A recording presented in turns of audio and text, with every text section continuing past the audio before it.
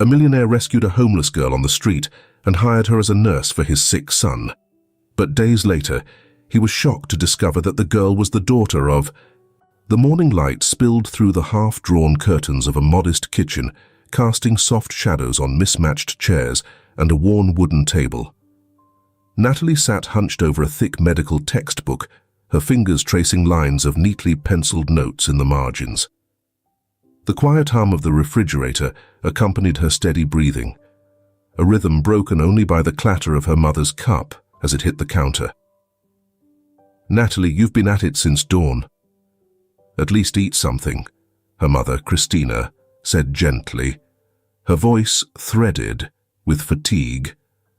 She moved with a weary grace, the shadow of a woman who once carried herself with unshakable confidence. Natalie glanced up, her dark eyes framed by the exhaustion of endless study sessions and unspoken worries. "I'll eat later, Mama. Just a few more pages," she replied, her tone firm but warm. Her mother lingered for a moment, then returned to her tea, the silence between them heavy with unspoken truths. Their world had changed 6 months ago when the merger of Christina's company left her jobless. The severance pay was a pitiful cushion, barely enough to keep their modest apartment. Christina, once a seasoned accountant with decades of experience, now faces rejection after rejection from firms looking for fresh energy. Natalie, absorbed in the demands of medical school, hadn't realized how thin their resources were until it was too late. The bills mounted. The rent rose. And though Christina insisted, "We'll manage," the strain was etched in the deepening lines on her face. Natalie had considered taking on part-time work, but her mother's gentle but insistent words echoed, "Your studies come first. We'll get through this." But getting through had brought them here, a crumbling rental house on the edge of town. Its sagging porch and peeling paint were a stark contrast to the orderly apartment they once called home. Inside, the walls were blotched with mold that crept into the air like an unwelcome guest, and the floors groaned beneath every cautious step. The cold seeped through the thin windows in winter and clung to the walls like a ghost. One rainy evening, Natalie returned from class to find her mother in the dim kitchen, a single bulb flickering overhead.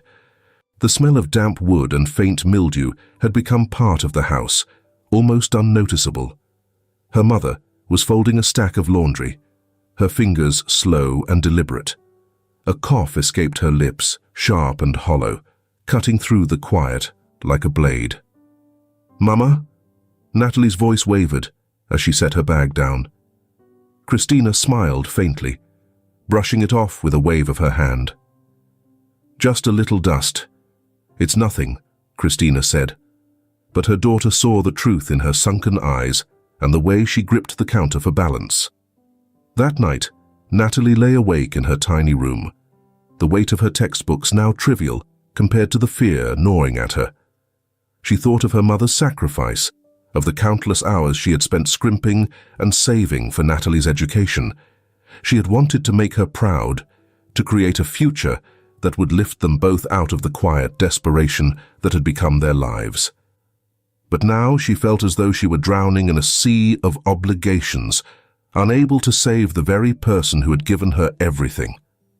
The fire came without warning. It began with the acrid scent of smoke curling into her dreams. She woke to find her room bathed in a sinister orange glow, shadows dancing wildly on the walls. Her heart pounded as she stumbled out of bed, the heat pressing against her like an unseen force. "Mama!" she screamed, her voice cracking as she ran toward her mother's room. The flames had already devoured the doorway, roaring with an insatiable hunger. "Christina!" Natalie's hands clawed at the edges of the frame, her skin blistering from the heat. She saw her mother's silhouette through the flames, reaching out, but the fire was relentless. A beam collapsed between them, and the world blurred with smoke and tears. By the time the fire brigade arrived, The house was a skeletal ruin, its charred remains a stark silhouette against the dawn sky.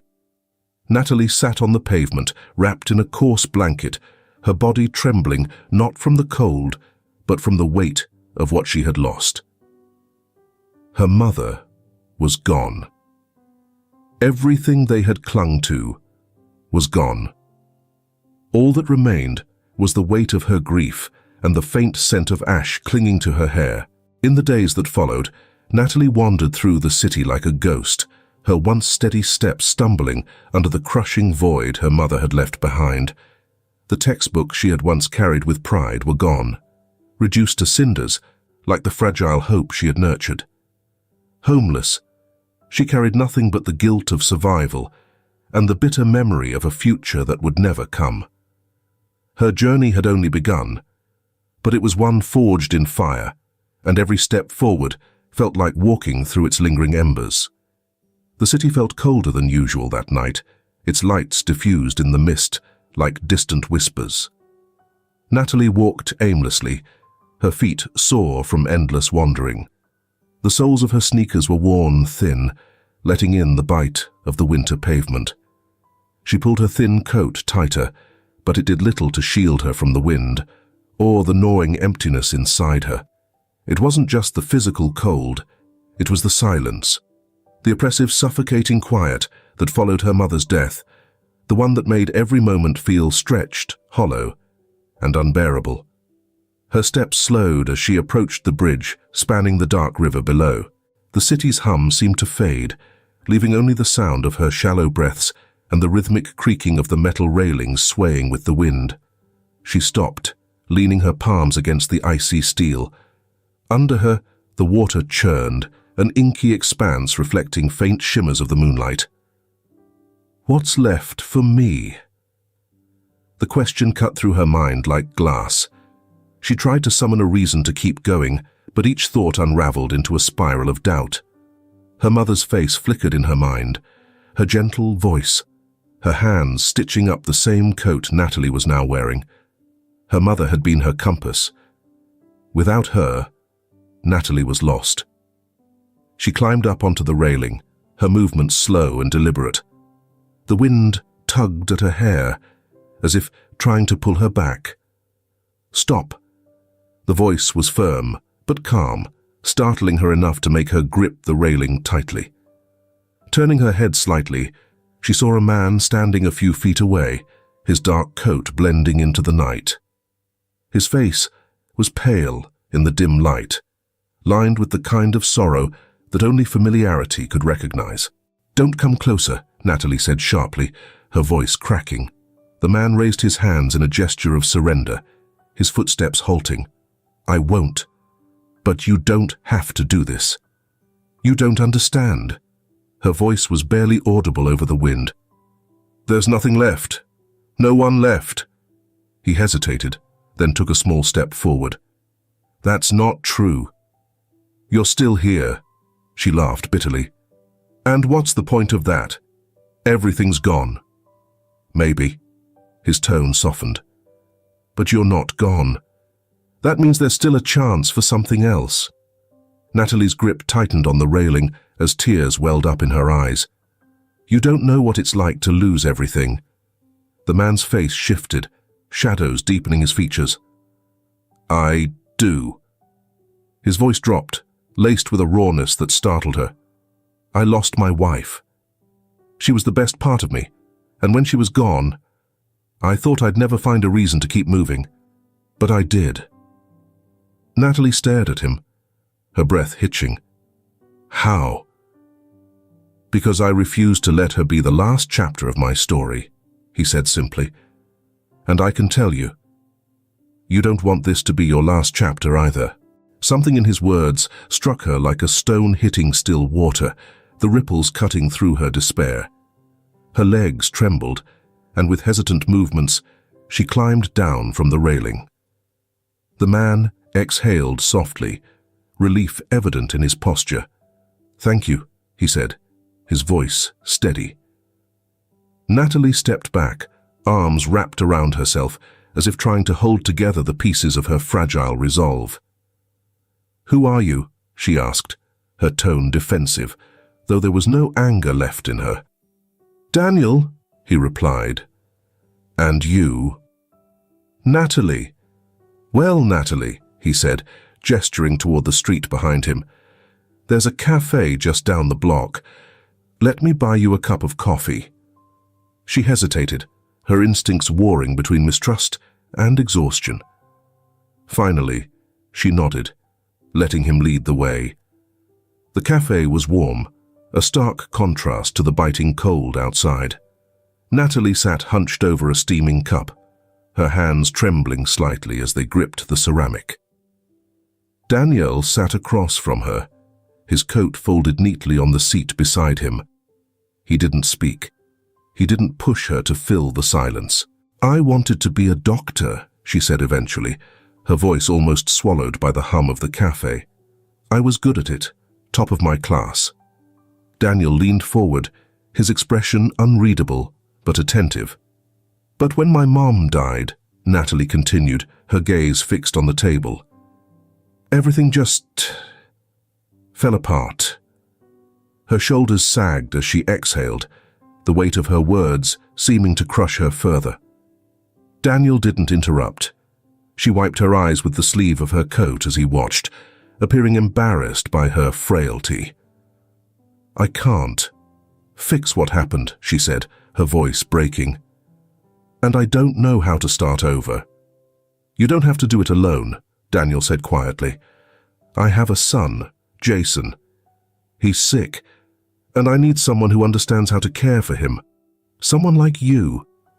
Natalie looked up sharply, disbelief flashing across her face. "Why would you?" "Because I see someone worth helping," Daniel said simply. "And I think you could help him too." For the first time that night, a flicker of something like hope crossed Natalie's face. "Think about it," Daniel added. "If nothing else, it's a start." She nodded slowly, cradling the warmth of the cup between her hands. The bridge was behind her now, and though the road ahead was uncertain, it was no longer empty. The car rolled to a stop in front of a sprawling two-story house, its brick facade glowing warmly under the golden porch lights. Natalie sat frozen in the passenger seat, her hands clenched tightly around the strap of her bag. Daniel turned off the engine and glanced at her.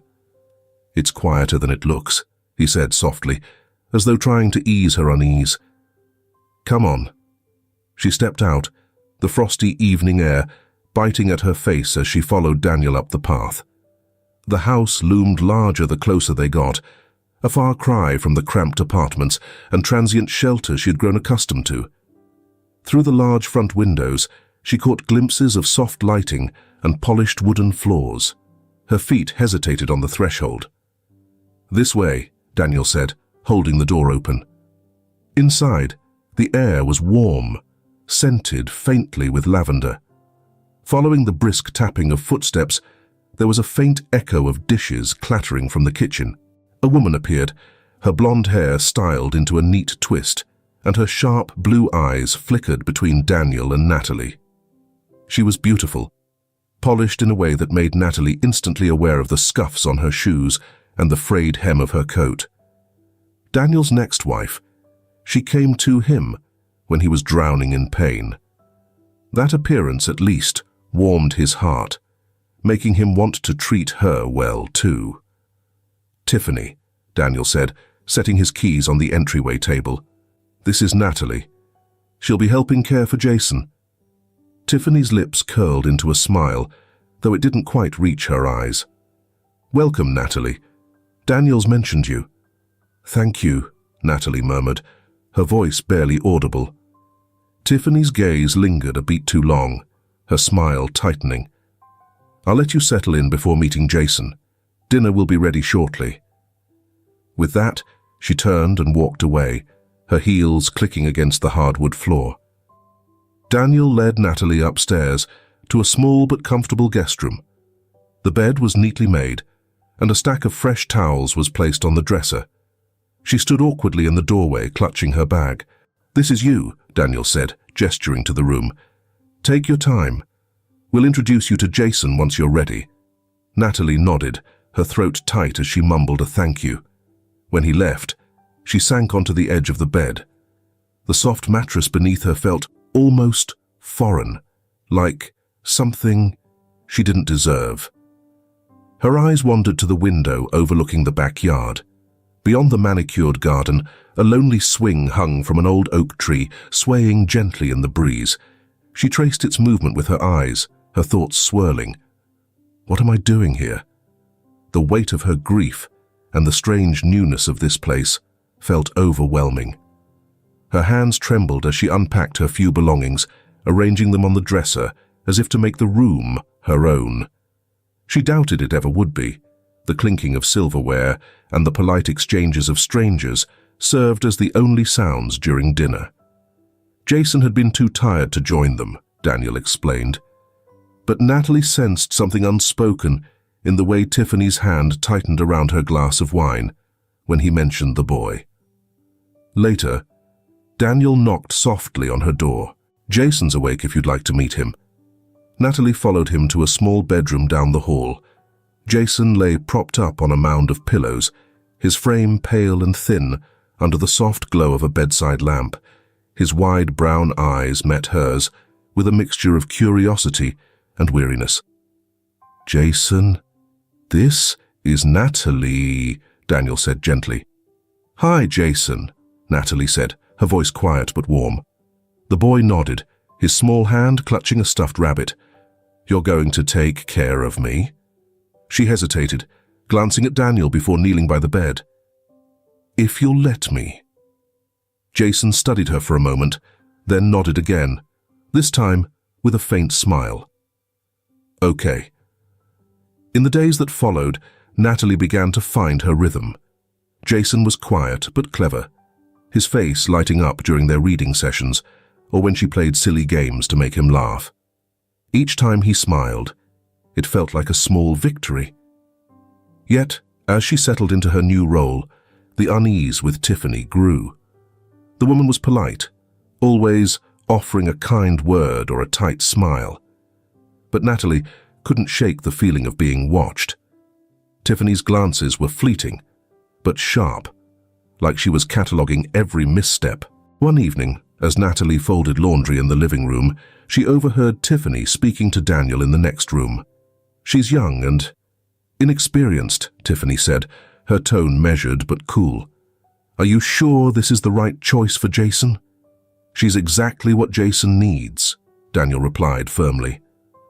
The words should have comforted Natalie, but instead they deepened her doubts.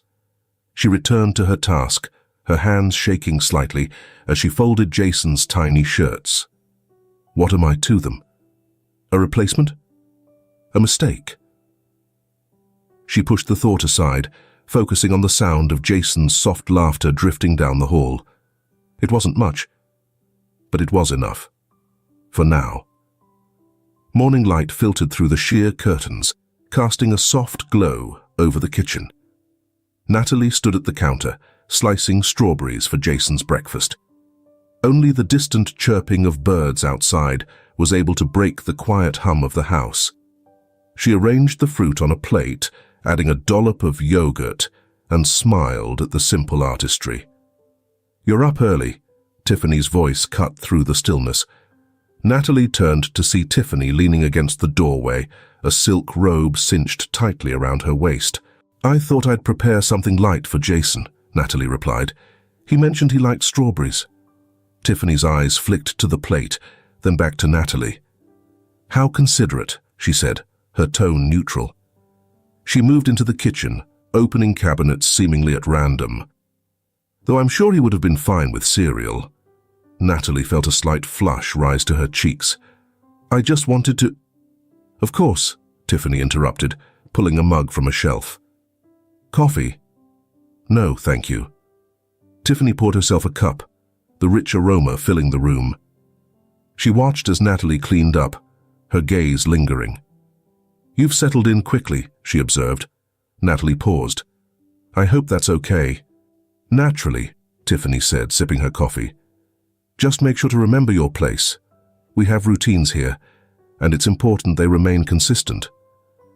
Before Natalie could respond, Jason's footsteps padded into the kitchen. "Good morning," he exclaimed, his face brightening at the sight of Natalie. "Is that for me?" "It is," she said, her smile returning. "Strawberries, just like you wanted." He climbed onto a stool, eagerly reaching for the plate. Tiffany watched the exchange, her fingers tightening around her mug. "Jason," she said, "remember we usually have breakfast together in the dining room." Jason looked between his stepmother and Natalie. "But I like it here," he said softly. Tiffany's expression remained smooth. "Just for today," she relented, "but we'll return to our usual routine tomorrow." Natalie sensed the unspoken tension, but chose to focus on Jason, who was happily munching on his breakfast. "How did you sleep?" she asked him. "Better," he replied between bites. "The story you read helped." "Story?" Tiffany's eyebrow arched. Natalie glanced at her. "Jason had trouble sleeping, so I read to him for a bit." "I see." Tiffany set her mug down with a soft clink. "In the future, perhaps you should consult me before making changes to his bedtime routine." "Of course," Natalie said, her voice barely above a whisper. Later that day, Daniel found Natalie in the garden, kneeling among the rose bushes as she helped Jason plant seeds. The boy chatted animatedly, his cheeks flushed with excitement. "Looks like you two are having fun," Daniel remarked. Natalie looked up, shielding her eyes from the sun. "We're starting a vegetable patch," she said. "Jason wants to grow carrots." "Carrots are the best," Jason declared, grinning. Daniel chuckled. "Is that so?" As they talked, Daniel observed the ease with which Natalie interacted with his son. There was a gentleness to her, a genuine warmth that seemed to draw Jason out of his shell. It was a change he hadn't anticipated, but found himself grateful for. "You're good with him," Daniel said when Jason ran off to fetch more tools. Natalie shrugged lightly. "He's a special kid." "Thank you," Daniel said, his eyes meeting hers. "For everything." She looked away, a hint of color touching her cheeks. "I'm just glad I can help." Inside, behind an upstairs window, Tiffany watched them. Her fingers drummed against the windowsill, her eyes narrowing as she noted the subtle smiles exchanged between Daniel and Natalie. Turning away, she moved to Daniel's study. The room was immaculate, everything in its place. She sat at his desk, opening the laptop. A quick search brought up minimal information about Natalie. Frustrated, Tiffany delved deeper, checking social media profiles and university records. Bits and pieces emerged: a top student, a promising future cut short. There was mention of a tragedy, but details were scarce. "Interesting," she murmured to herself. The sound of footsteps approaching caused her to snap the laptop shut. Daniel appeared in the doorway. "What are you doing in here?" Tiffany smiled easily. "Looking for the financial reports. I thought I'd review them before our meeting tomorrow." He raised an eyebrow. "They're in the cabinet, where they always are." "Right," she said, standing up. "Must have overlooked them." Daniel watched her for a moment, something unspoken passing between them. "Is everything okay?" "Why wouldn't it be?" Tiffany replied, brushing past him. "Dinner will be ready at 7. That evening, as the household settled, Natalie retreated to her room. She sat by the window, the soft murmur of the house fading into the background. Below, she could see the faint outline of the garden, the newly planted seeds resting under the soil. She wondered if they would take root, if they would flourish here. A soft knock startled her. "Come in," she said. Daniel stepped inside, hesitating at the threshold. "I wanted to check on you." It seemed like Tiffany was a bit tense today. Natalie forced a small smile.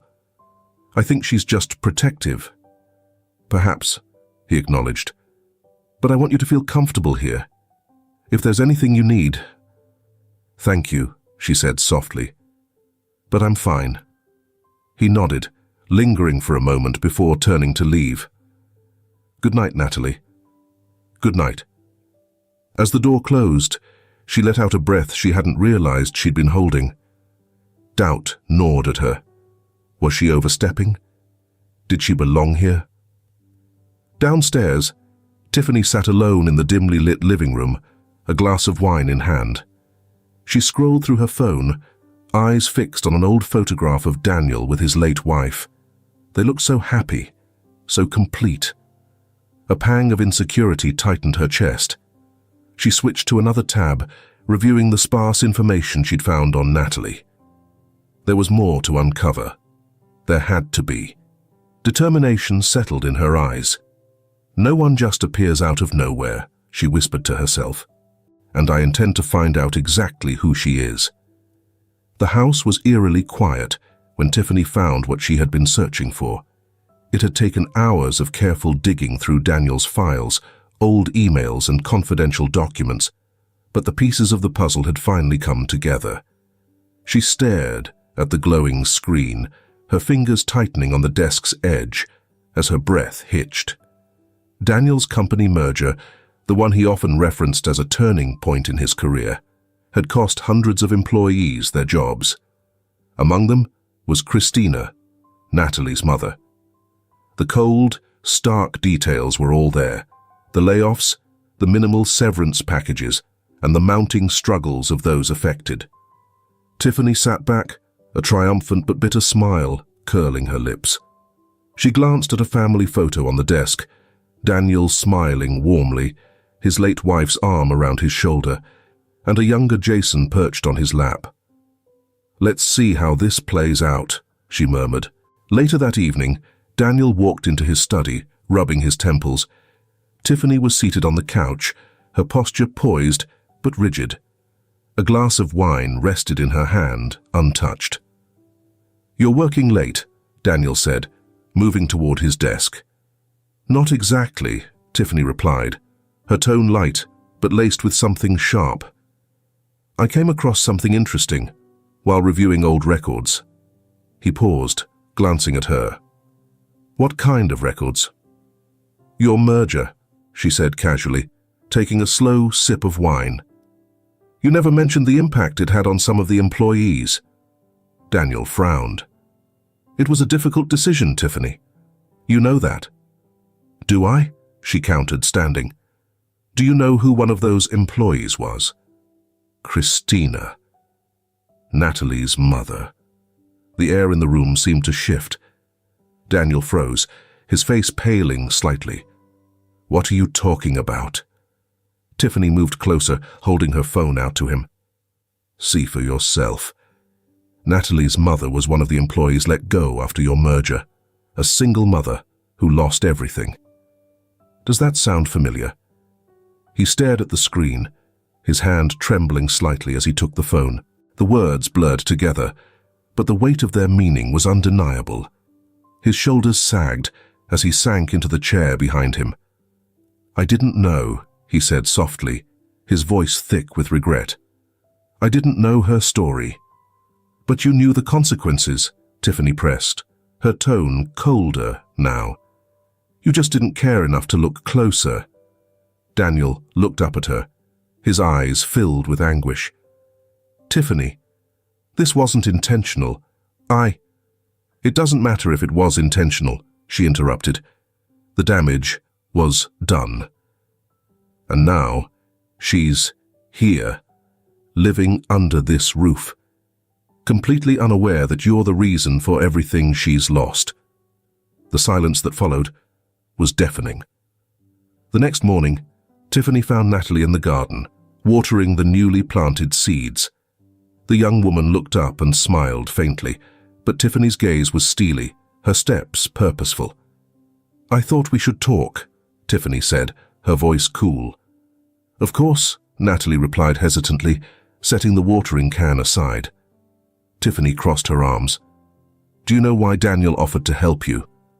Natalie blinked, confused. "Because of Jason. He needed someone to—" "No," Tiffany cut her off, her tone sharp. "It's guilt, Natalie. He feels responsible for what happened to your mother." Natalie's heart skipped a beat. "What do you mean?" "His merger," Tiffany said, her words deliberate. "The one that made him so wealthy. It cost your mother her job. It's why your life fell apart. Why she—" She stopped just short of finishing the thought, her meaning clear.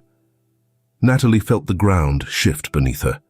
Her mind raced, fragments of her mother's struggle resurfacing like shards of glass.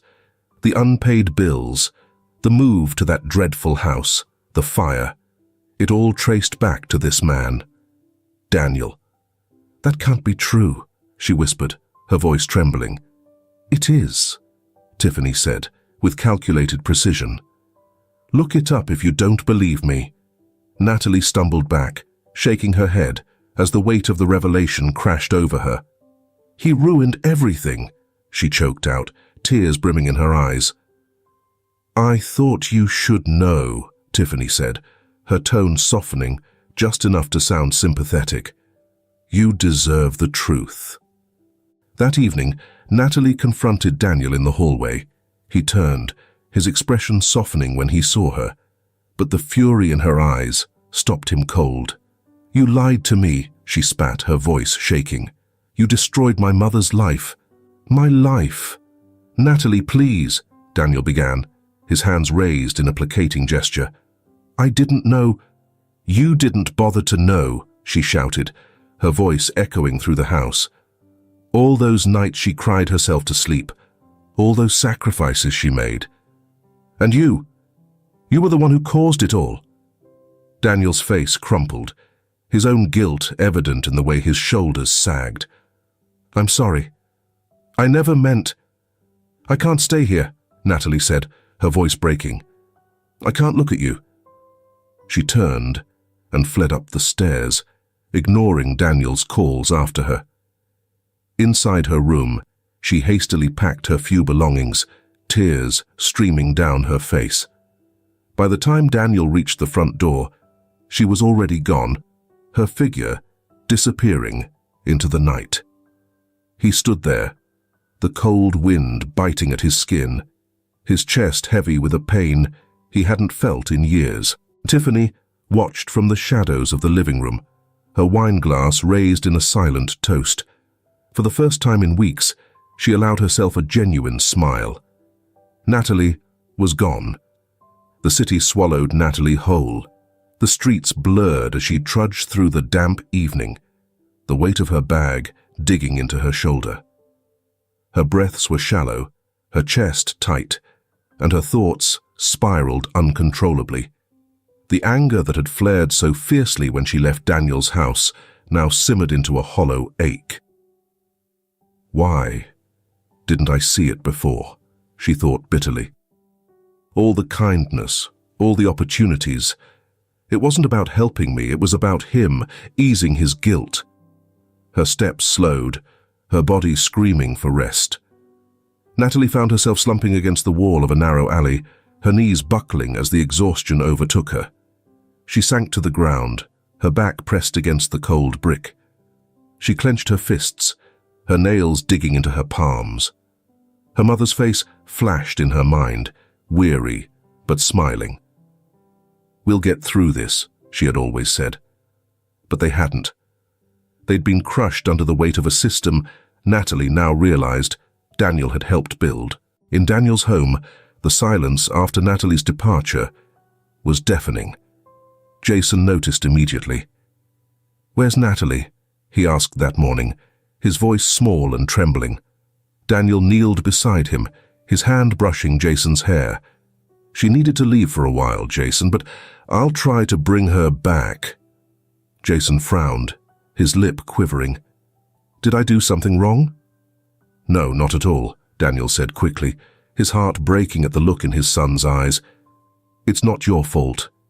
The words felt empty, even to himself. Daniel knew the truth. It was his fault. Natalie had walked out because of him, because of choices he had made years ago, without thinking of the lives they might destroy. Days passed, and the absence of Natalie began to eat at Daniel. He tried to throw himself into work, But the sight of Jason's quiet despondence made it impossible. The boy, once animated under Natalie's care, had retreated back into himself. He refused to eat more than a few bites and no longer asked to read bedtime stories. "Dad," Jason said one night as Daniel tucked him in, "can you bring her back?" Daniel's chest tightened. "I'm trying, Jason. I promise." Daniel's attempts to locate Natalie began with cautious inquiries, but soon turned desperate. He sent messages to hospitals and shelters, his calls growing more frantic as the days stretched into a week. Each lead fell flat, leaving him more hollow than before. "She's gone, Daniel," Tiffany said one evening, her tone tinged with exasperation. "You did what you could." But he couldn't accept that.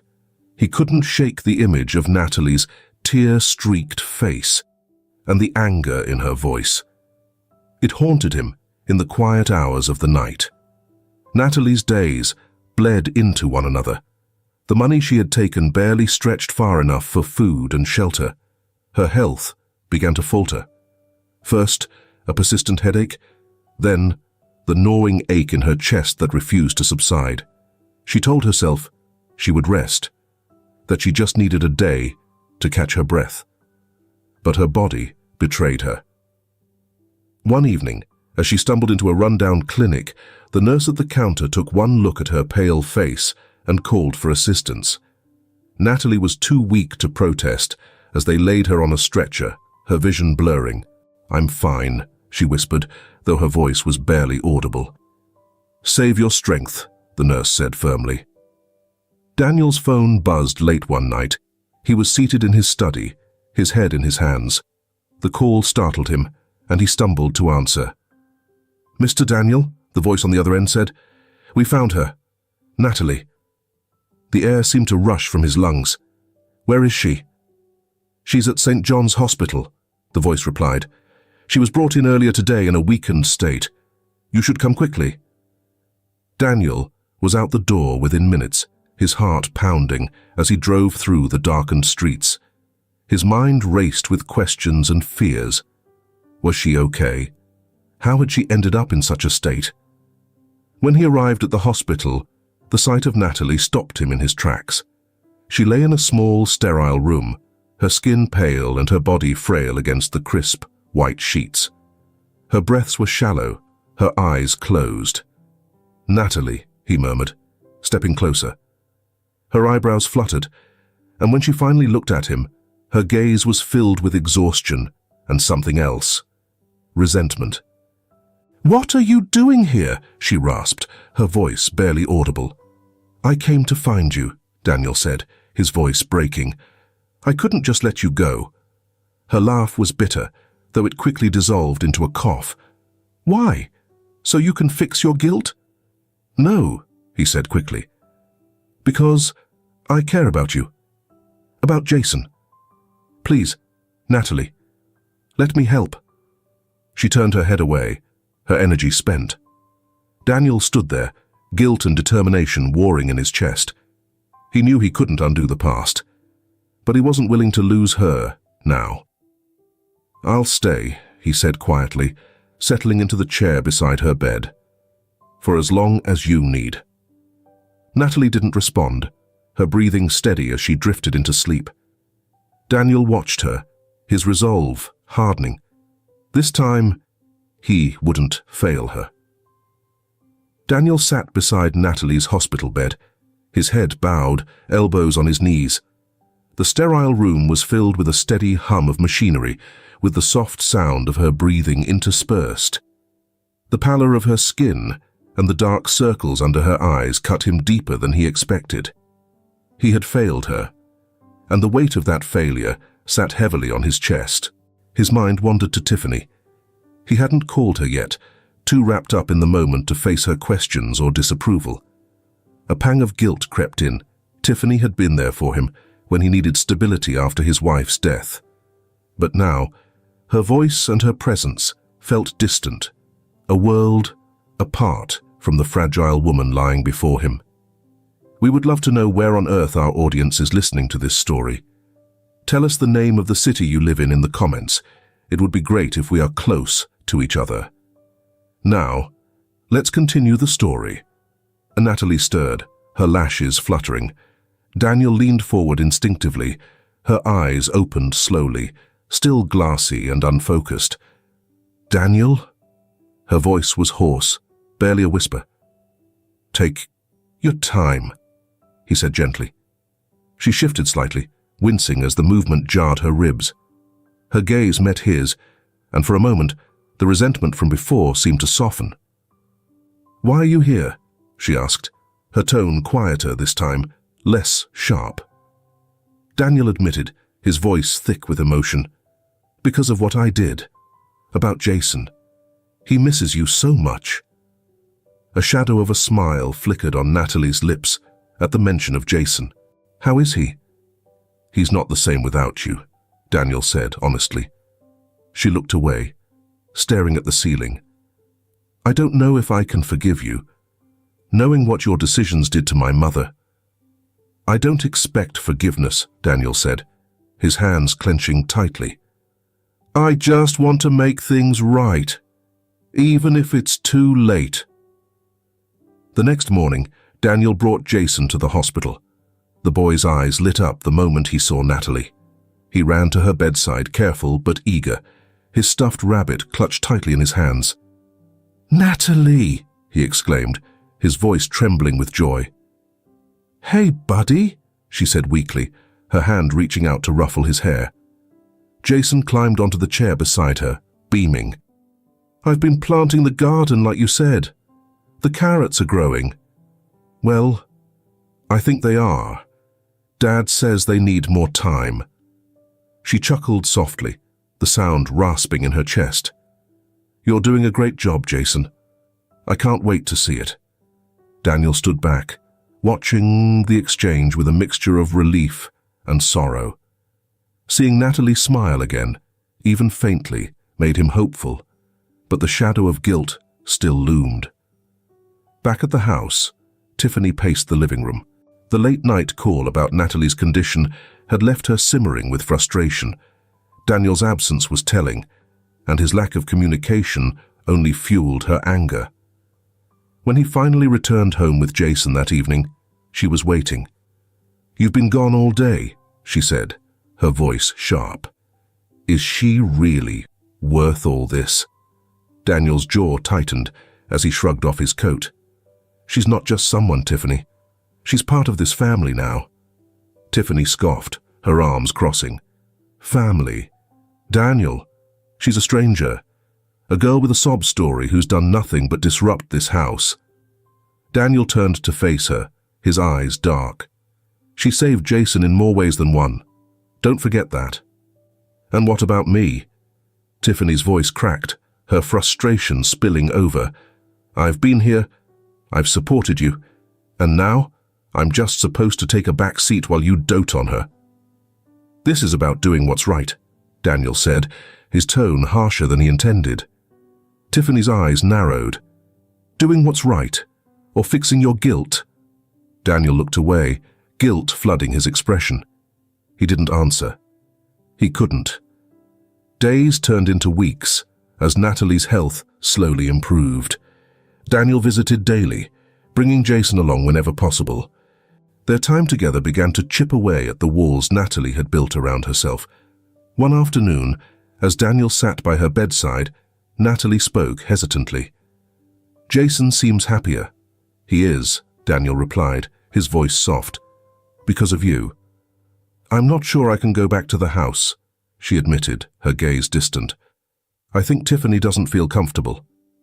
She'll never accept me." Daniel's chest tightened. He had avoided addressing the growing chasm between Tiffany and himself, but Natalie's words forced him to confront it. "Tiffany and we're complicated," he said finally. "But this isn't about her. It's about you and Jason." Natalie turned to him, her eyes searching his face. "I don't know if I can trust you again." "Then let me earn it," Daniel said earnestly. "I'll do whatever it takes." Back at the house, Tiffany's frustration boiled over into icy detachment. She watched Daniel come and go, his attention entirely consumed by Natalie and Jason. Each passing day felt like a silent rejection, and the once comfortable foundation of their relationship began to crack. One evening, she prevented him as he was leaving for another hospital visit. "This can't go on, Daniel," she said, her voice low but firm. "You have to choose." Daniel paused, his keys dangling from his hand. He met her gaze, his expression weary but resolute. "I already have." Her breath hitched, but she quickly masked the pain with a cold, bitter laugh. "Then, don't expect me to wait for you when this falls apart." Daniel didn't respond.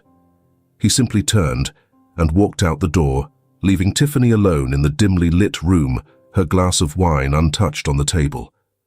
The house was quiet, the kind of quiet that felt heavy and unnatural. Tiffany sat in the darkened living room, staring into the dying embers of the fireplace. Daniel hadn't come home for dinner again. The hours she'd spent waiting, replaying their last conversation, only stoked the fire of her resentment. She glanced at the clock, her fingers drumming against the wine glass in her hand. Daniel's words echoed in her mind. "I already have." He'd chosen Natalie and Jason over her, the life they had built together, reduced to an afterthought. The air felt stifling, oppressive. Rising abruptly, Tiffany moved to the kitchen, her steps purposeful.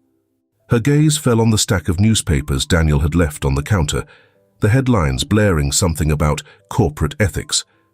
She brushed them aside and opened a drawer, her hands trembling as she pulled out a box of matches. Her mind raced. She didn't want to hurt anyone, not really. But Daniel needed to see that bringing Natalie back into their lives had been a mistake. If something happened, if Natalie was framed as careless or negligent, Daniel would realize she didn't belong here.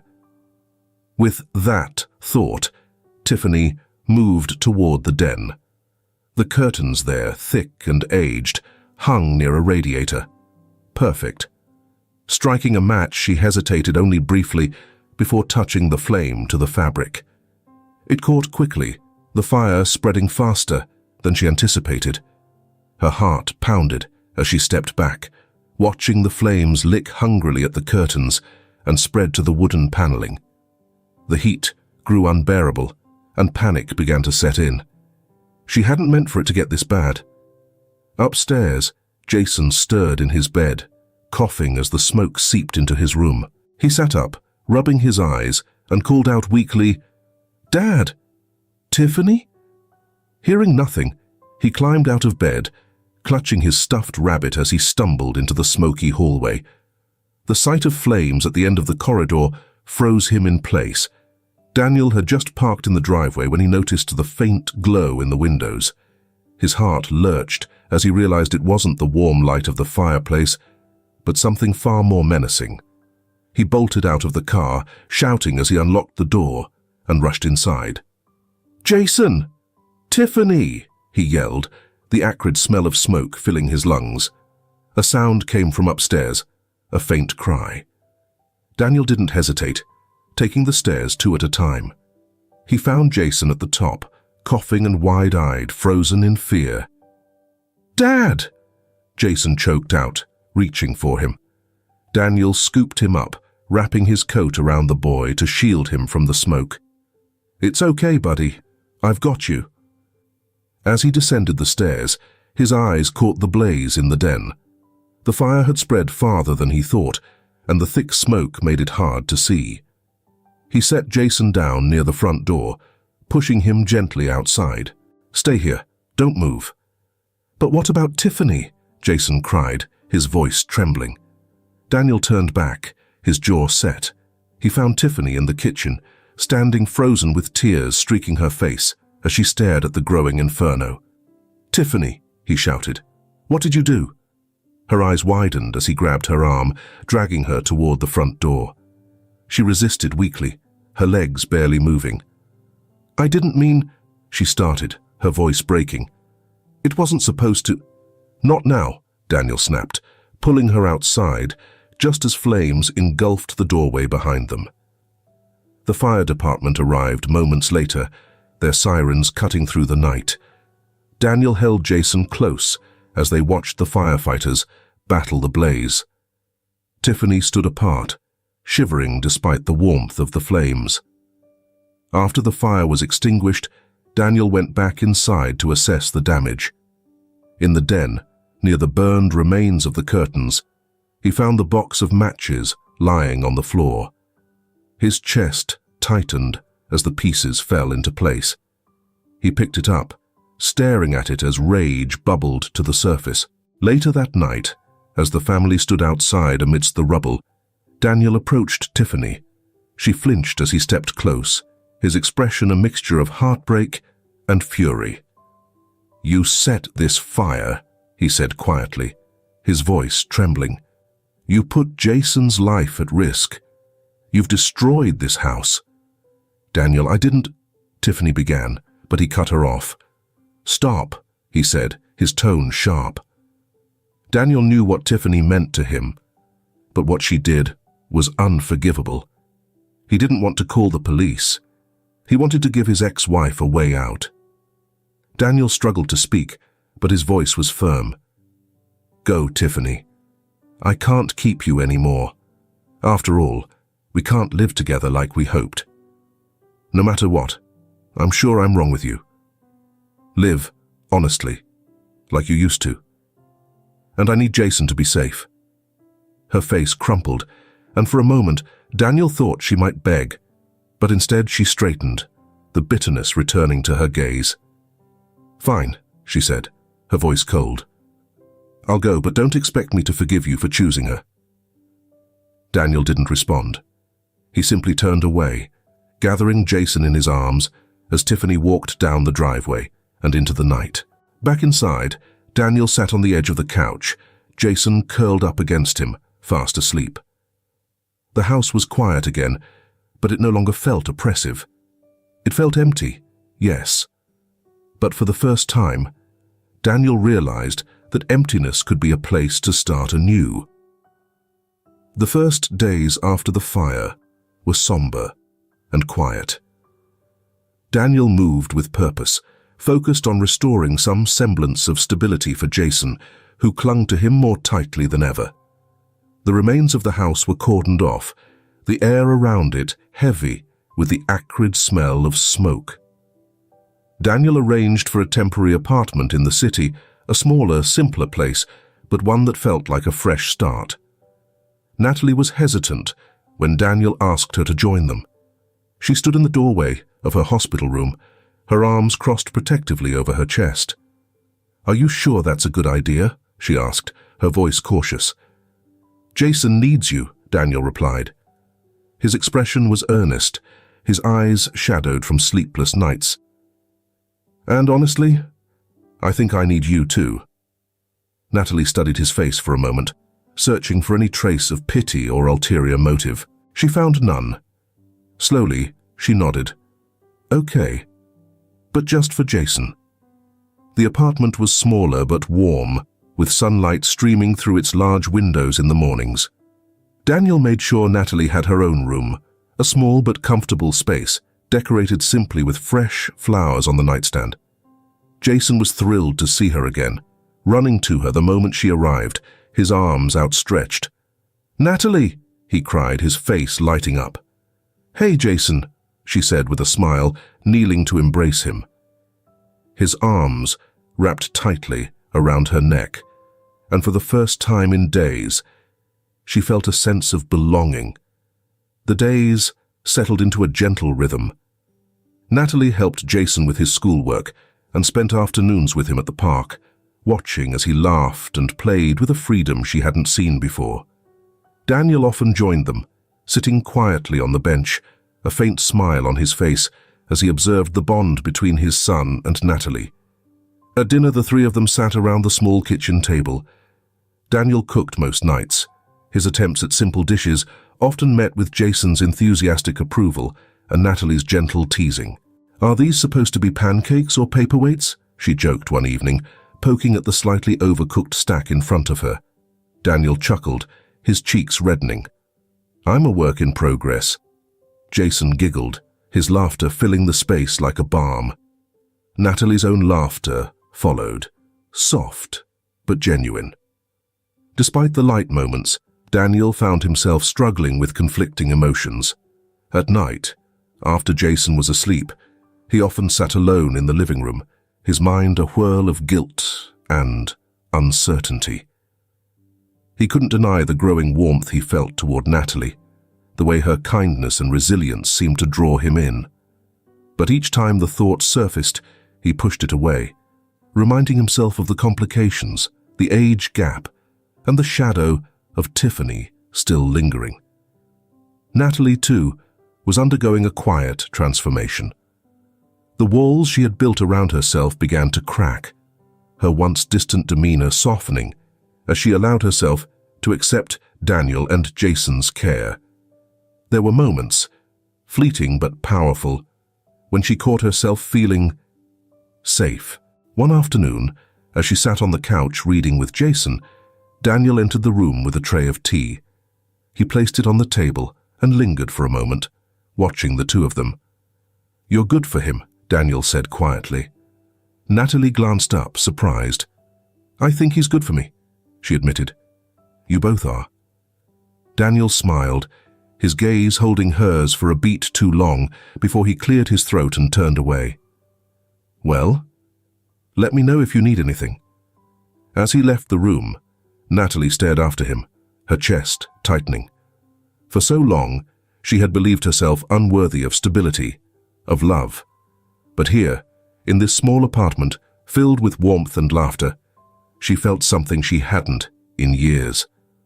Hope. One evening, as Daniel was cleaning up after dinner, Natalie lingered at the counter, drying the last of the dishes. "Thank you," she said suddenly, her voice breaking the comfortable silence. Daniel looked up, his hands pausing over the sink. "For what?" "For everything," she said, her eyes meeting his. "For taking me in, for not giving up on me, even when I wanted to give up on myself." His chest tightened, and for a moment, words escaped him. Finally, he said, "You've given us just as much, Natalie. More than you know." The weight of the moment hung between them, unspoken, but palpable. Natalie looked away first, her cheeks warming. "Good night," she said softly, retreating to her room. Daniel watched her go, his heart heavier and fuller all at once. As the days turned into weeks, the three of them began to feel more like a family. Jason's laughter returned in full force. Natalie's health improved steadily, and Daniel found a strange sense of peace in the chaos that had brought them together. But beneath the surface, both Daniel and Natalie wrestled with emotions they weren't yet ready to confront. Sitting in the dim glow of his desk lamp, he sifted through old reports from the merger that had irrevocably changed so many lives. The choices he had made in the pursuit of success connected Natalie's story to countless others. He couldn't undo the past, but he could begin to make amends. The next morning, over breakfast, Daniel broached the subject. "I've been thinking about starting a foundation," he said, glancing between Natalie and Jason, "to support families affected by the merger, like yours, Natalie." Natalie paused mid-bite, her fork hovering in the air. "You mean helping people who lost their jobs? Their homes?" "Yes," Daniel said, "and providing educational resources, job training, even housing support. I want it to be a way to give back, to fix what I broke." Jason, ever curious, piped up. "Like helping kids too?" Daniel smiled at his son. "Exactly. Families and kids who need a fresh start." Natalie set her fork down, her expression thoughtful. "It's a good idea," she said softly. "But it'll take more than money. People need to feel heard, understood." Daniel nodded, his gaze steady. "That's why I want you to be a part of it." Her eyes widened in surprise. "Me? You understand better than anyone what these families have been through," he said.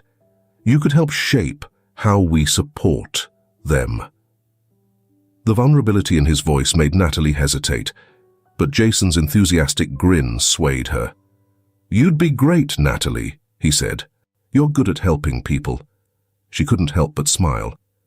"Okay, I'll help." The next few weeks were a whirlwind of activity.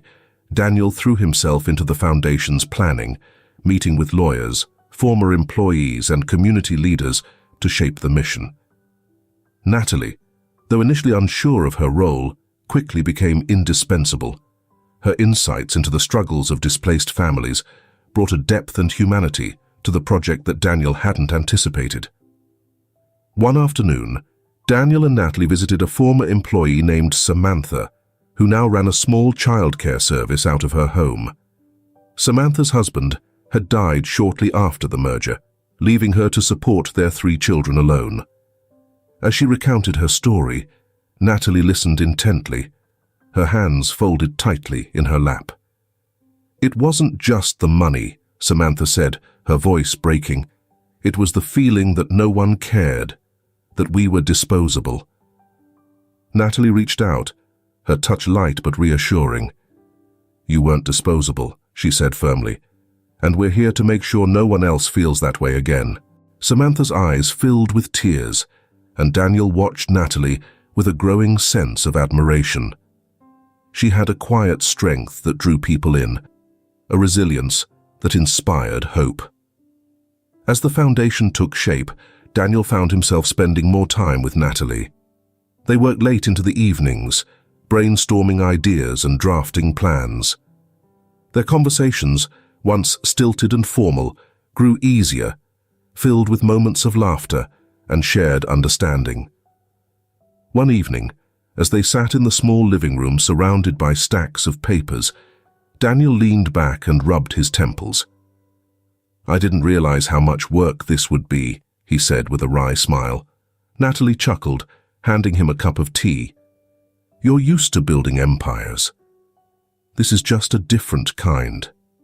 He looked at her, his expression softening. "It feels different because it matters more." She met his gaze, something unspoken passing between them. The air felt charged, but neither moved to break it. Instead, Natalie looked away, focusing on the papers in her lap. Jason, meanwhile, flourished in their new life. He often accompanied Natalie to community meetings, his boundless energy bringing smiles to weary faces.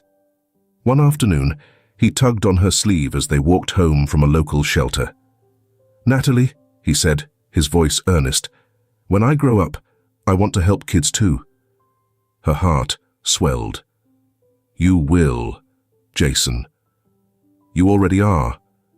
His grin was wide and unrestrained. "You think so?" "I know so," she said, ruffling his hair. Daniel watched the exchange from a few steps behind, his chest tightening. Natalie had become more than a caregiver for Jason. She was a part of their family now, though he hadn't yet found the courage to say it aloud. As the foundation launched, the 3 of them attended the opening ceremony together. Daniel spoke first, his voice steady but filled with emotion. He acknowledged his past mistakes and expressed his commitment to building a better future. Natalie spoke next, sharing her story with quiet strength. Her words resonated with the crowd, and Daniel felt a surge of pride.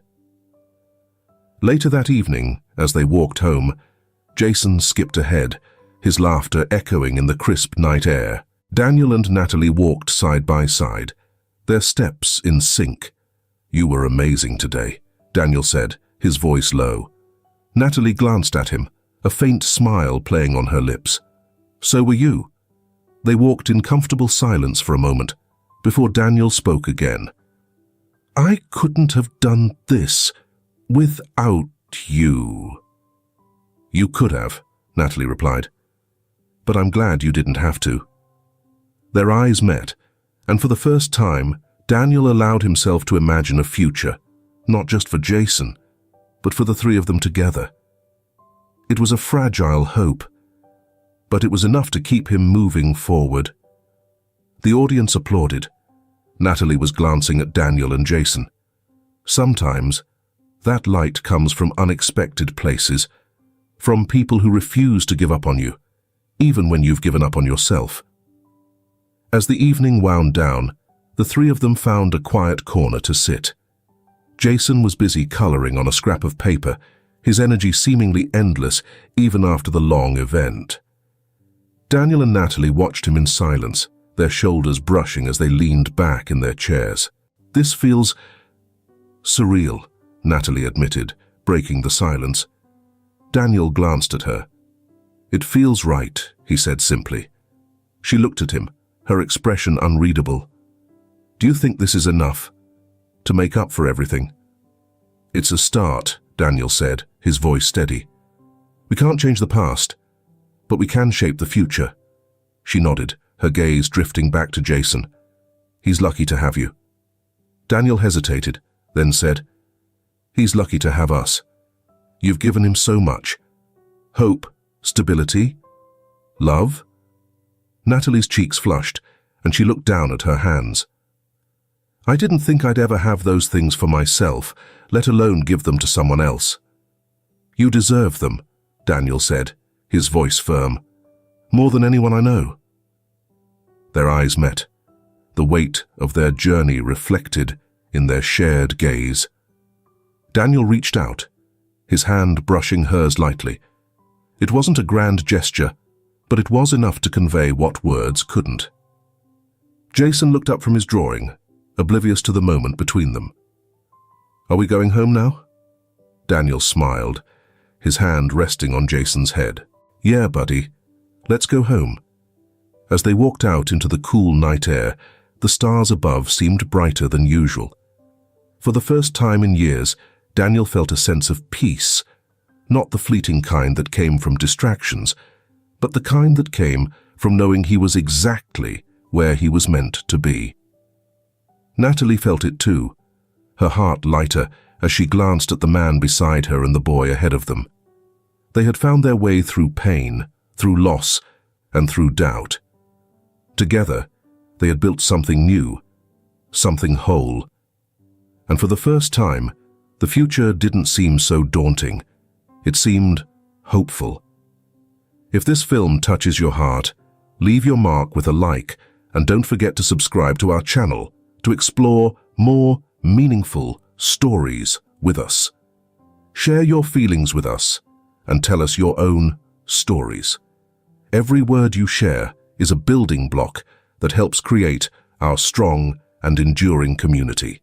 Together, we'll create a warm space where everyone can share and connect. Finally, don't miss the incredible stories coming your way soon.